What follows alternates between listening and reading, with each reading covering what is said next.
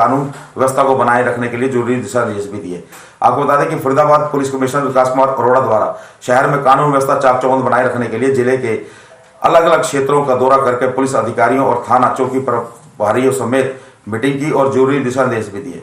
वहीं इसी कड़ी में आज पुलिस कमिश्नर विकास कुमार अरोड़ा बल्लभगढ़ पहुंचे और डीसीपी एसीपी समेत थाना चौकी प्रभारियों को कानून व्यवस्था बनाए रखने के दिशा निर्देश दिए।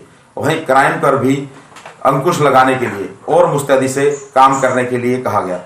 इसी दौरान उन्होंने थाना चौकियों का मुआयना भी किया और जहां भी कमी पाई गई उन्हें शो काज नोटिस करवाए गए। वहीं दरअसल फरीदाबाद में बढ़ते हुए क्राइम को लेकर पुलिस कमिश्नर द्वारा यह दौरा किए जा रहे हैं। वहीं फरीदाबाद में लगातार बढ़ रहे क्राइम ग्राफ पर अंकुश लगाने के लिए जब फरीदाबाद पुलिस कमिश्नर विकास कुमार अरोड़ा कोशिश कर रहे हैं और इसी के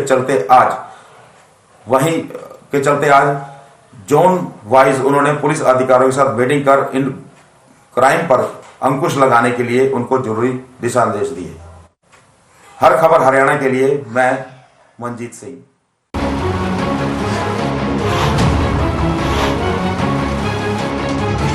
सरकारी नौकरियों में रिश्वत कांड थमने का नाम नहीं ले रहा। हालांकि हरियाणा सरकार ने नागर को टर्मिनेट भी कर दिया है, उसके बावजूद राजनीतिक दल इस मुद्दे को भुनाने में लगे हुए हैं। बात कैथल की करें, कैथल में आज आम आदमी पार्टी के नेता नवीन जयहिंद पहुंचे और उन्होंने एक प्रेस वार्ता का आयोजन किया। प्रेस वार्ता कर उन्होंने सरकार पर गंभीर आरोप लगाए।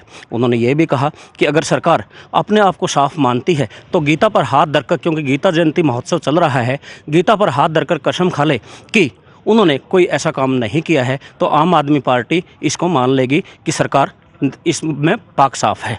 इसके बावजूद अगर उन्होंने गीता के ऊपर हाथ रखकर कसम नहीं खाई तो आम आदमी पार्टी विधानसभा का घेराव करेगी और घेराव कर इस पूरे मुद्दे को आमजन के अंदर लेके जाएगी। कैथल से हर खबर के लिए अनिल चौधरी की रिपोर्ट।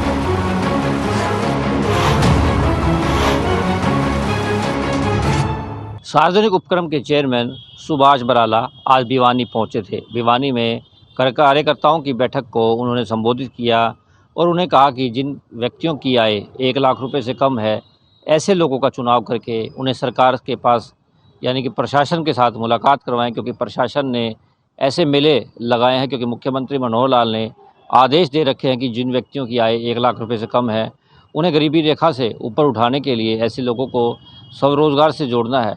तो ऐसे में इन लोगों के लिए मेले लगाए जा रहे हैं। उन्होंने कहा कि कार्यकर्ता घर घर जाकर के लोगों का चुनाव करें और लोगों को उन मेलों तक पहुंचाएं। साथ ही इस दौरान पत्रकारों से भी वार्ता की। साथ ही उन्होंने कहा कि मंत्रिमंडल विस्तार कभी भी होने के लिए मुख्यमंत्री स्वयं इसकी देखरेख करेंगे। मुख्यमंत्री का निर्णय होगा कि मुख्यमंत्री कब मंत्रिमंडल का विस्तार करते हैं और किसे मंत्रिमंडल में जगह देते हैं। हर खबर हरियाणा के लिए भिवानी से दीपक मुंडरेजा।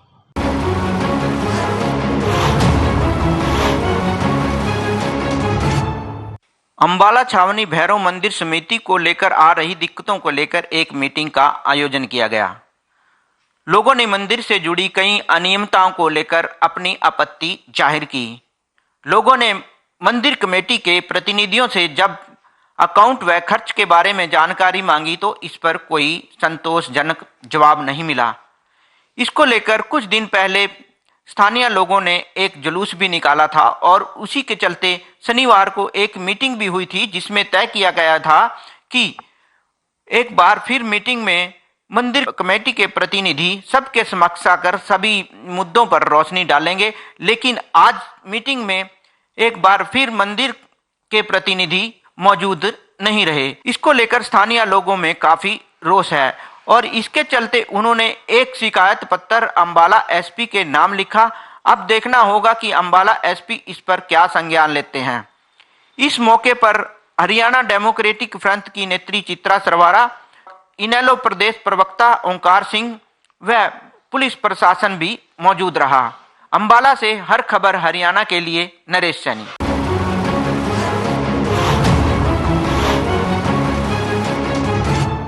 किसान आंदोलन खत्म हो चुका है और किसानों ने जो है, सरकार ने किसानों की सभी बातें मान ली है और किसानों ने जो तंबू है वो समेटने शुरू कर दिए। हालांकि खटखट टोल प्लाजा की बात की जाए तो यहाँ के जो किसान नेता है सतवीर पहलवान, उनका साफ तौर पर यह कहना है कि जो भी किसान देखे जो दिल्ली बॉर्डर से आएंगे हम उनका फूल माला देकर स्वागत जो है यहाँ पे करेंगे, क्योंकि किसानों की ऐतिहासिक जीत हुई है। हालांकि देखिए, आपको बता दें, पहले जब किसान आंदोलन शुरू हुआ था तो 26 नवंबर को इसी रास्ते से किसान आए थे और जब हरियाणा में किसानों ने एंट्री की थी तो जो हरियाणा के जो किसान है, जो पंजाब से किसान आए थे, उनके गले में फूल माला डालकर स्वागत किया था। जगह जगह भंडारे लगाए थे। हालांकि आज भी जो है वो भंडारे चले हुए हैं। और देखिए, जो लंगर की सेवा की बात की जाए तो जब हमने उनसे बात की तो उनके साथ ये भी कहना था, जब तक लास्ट ट्राली जो है ट्रैक्टर ट्राली किसानों की दिल्ली से नहीं आ जाती तब तक हमारा धरना लंगर ऐसे ही चलेगा। और देखिए, आज जो है किसान आंदोलन खत्म हो चुका है, लेकिन फिलहाल जो है किसानों ने जो जेजेपी के और बीजेपी के नेता थे, जो नेता थे, अब वो गांव में आ सकते हैं, किसी शादी समारोह में शामिल हो सकते हैं और कोई भी जो है रैली कर सकते हैं। तो किसानों ने घोषणा भी की है कि अब हम उनका कोई बहिष्कार नहीं करेंगे। हालांकि देखिए, पहले जेजेपी और बीजेपी के नेताओं का किसानों ने बहिष्कार जो है करने का फैसला लिया था, लेकिन अब एक बार फिर घोषणा कर दी है कि अब जेजेपी और बीजेपी के विधायक या कोई भी नेता आ जा सकते हैं, किसी प्रकार का कोई विरोध नहीं किया जाएगा। हालांकि किसानों का साफ तौर पर यह भी कहना है कि हम जो है, जो दिल्ली से किसान आएंगे उनको फूल माला देकर स्वागत किया जाएगा। अपने से सोनू कुमार के साथ परमजीत पवार, हर खबर हरियाणा, जींद।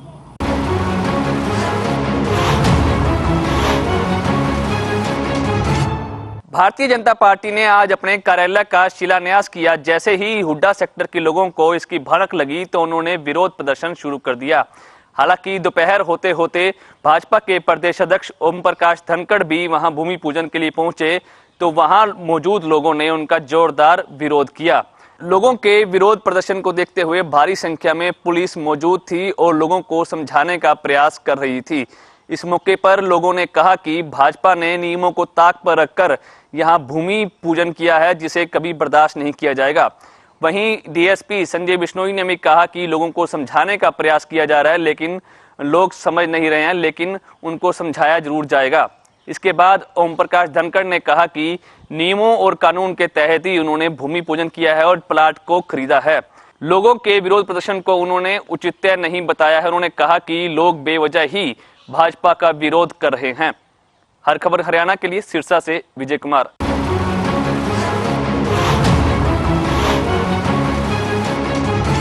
झज्जर में आंगनवाड़ी वर्कर्स एक बार फिर सड़कों पर उतरी और जमकर सरकार के खिलाफ लगाए नारे और नारेबाजी करते हुए सरकार के खिलाफ झज्जर जिला सचिवालय पर पहुंची। वहां पर जाकर धरना भी जारी कर दिया। फिलहाल जो आंगनवाड़ी वर्कर्स ने कहा है कि जब तक सरकार हमारी मांगों को पूरा नहीं करेगी हम अनिश्चितकालीन धरना देंगे। पहले भी हमने सरकार के खिलाफ जो है ज्ञापन दिया था, चेताया था, लेकिन हमारी मांगें पूरी नहीं करी। उसी के चलते अनिश्चितकालीन का रूप धरने प्रदर्शन को देना पड़ा। सरकार के खिलाफ जो है एक बार आंगनवाड़ी वर्कर्स का यहाँ पर गर्जना और सरकार को साथ ही चेताया है कि जल्द से जल्द हमारी मांगों को पूरा करे, नहीं तो किसान आंदोलन की तरह यह आंगनवाड़ी वर्कर्स का आंदोलन रूप लेगा। झज्जर से सुमित कुमार।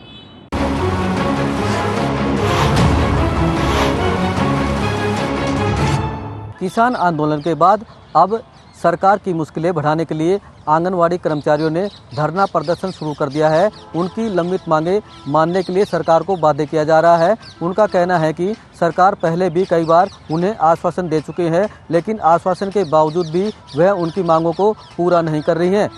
आंगनवाड़ी कर्मचारियों ने अब सरकार को कड़े शब्दों में ललकारते हुए कहा है कि अगर सरकार उनकी मांगों पर जल्द ही संज्ञान नहीं लेती है तो वह रोड जाम जैसे कदम उठाने के लिए मजबूर होंगी। महेंद्र भारती, हर खबर हरियाणा, रेवाड़ी।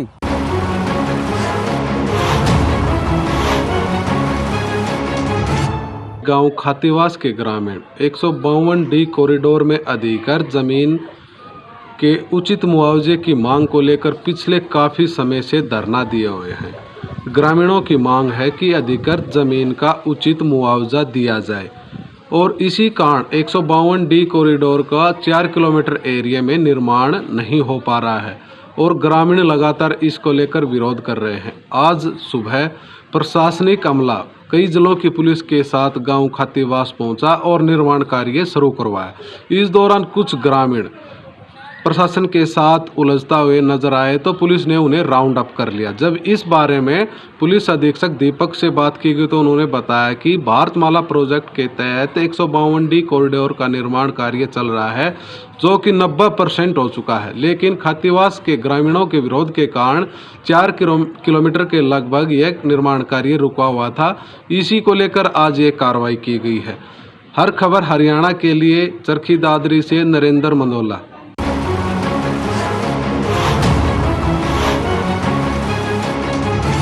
मुख्यमंत्री अंत्योदय परिवार उत्थान योजना के तहत यमुनानगर में 2 दिवसीय मेले का आयोजन किया जा रहा है। इस मेले में आने वाले ज़्यादातर लोगों ने पहली और दूसरी डोज नहीं लगवाई, जिसकी वजह से अधिकारी चिंतित हैं। तीसरी लहर कभी भी आ सकती है, जिसको लेकर अधिकारी बार बार मेले में आने वाले लोगों को जागरूक कर रहे हैं। मेले में हज़ारों की संख्या में जो स्त्री पुरुष हैं भाग ले रहे हैं, लेकिन कई ऐसे हैं जिन्होंने पहली डोज नहीं लगवाई, कईयों ने दूसरी डोज नहीं लगवाई। अधिकारी बार बार अपील कर रहे हैं, जिसके चलते चिंतित अधिकारियों ने मीडिया के माध्यम से भी अपील की है कि दोनों डोज लगवा लें, ताकि जो तीसरी लहर है वो दूर की जा सके, उसका कम से कम असर हो। सुरेंद्र मेहता, हर खबर हरियाणा, यमुनानगर।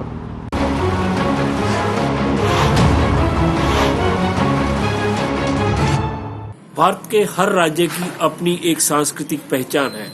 ऐसा ही एक राज्य है राजस्थान। कुरुक्षेत्र में गीता जयंती महोत्सव चल रहा है, तो गीता जयंती महोत्सव के अवसर पर हर राज्य से सांस्कृतिक कलाकार पहुंचे हुए हैं। ऐसे में राजस्थान का कालबेलिया नृत्य कुरुक्षेत्र में विशेष आकर्षण का केंद्र बना हुआ है, जिसे देश के विभिन्न राज्यों से आए अन्य लोग भी बड़े उत्साह से देख रहे हैं।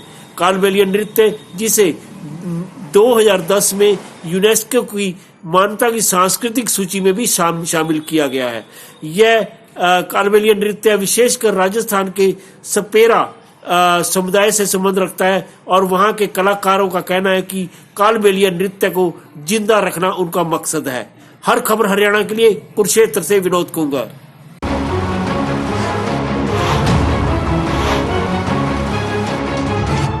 नारनौल शहर के बीच से गुजर रहा छलक नाला आज लोगों के लिए परेशानी का सबक बन गया है।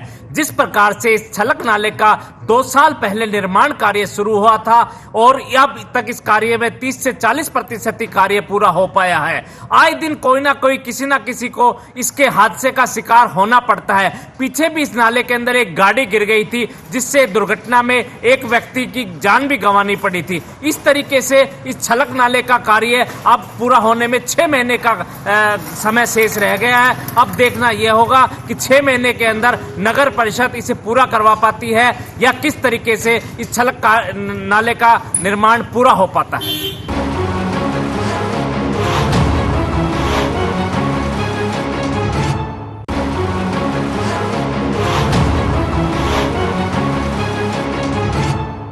करनाल नगर निगम की तरफ से डेयरी संचालकों पर एक बड़ी कार्रवाई की गई और करनाल में 3 डेयरियों को सील किया गया, क्योंकि नगर निगम की तरफ से जो डेयरी शिफ्टिंग लगातार की जा रही थी और बाहर जो प्लॉट उनकी तरफ से बनाए गए थे, उन्हें दिए गए थे, उनकी किस्त ना जमा करवाने की वजह से 3 डेयरियों को नगर निगम की तरफ से सील किया गया और 19 जो पशु वहां पर थे उन्हें कब्जे में लिया गया और जो प्रत्येक पशु पर 10,000 रुपये का जुर्माना रखा गया। जब तक जुर्माना नहीं भरा जाएगा, पशुओं को नहीं छोड़ा जाएगा और लगातार नगर निगम डेयरी शिफ्टिंग को लेकर इस प्रकार की कार्रवाई करता हुआ नजर आ रहा है। करनाल से विकास महला, हर खबर।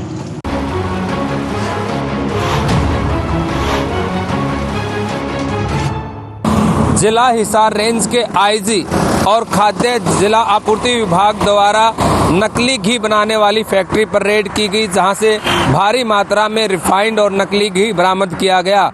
सूत्रों से मिली जानकारी के अनुसार जब वहां पर रेड की गई तो कई नामी कंपनियों के खाली डब्बे भी वहां पर मिले। उसके बावजूद खाली डब्बों के साथ साथ घी के और रिफाइंड के सैंपल लेकर मधुबन चेकिंग के लिए भेज दिए गए हैं, जिसके बाद आगामी कार्रवाई अमल में लाई जाएगी। अपने सहयोगी के साथ अनूप कुंडू, हर खबर हरियाणा, हिसार।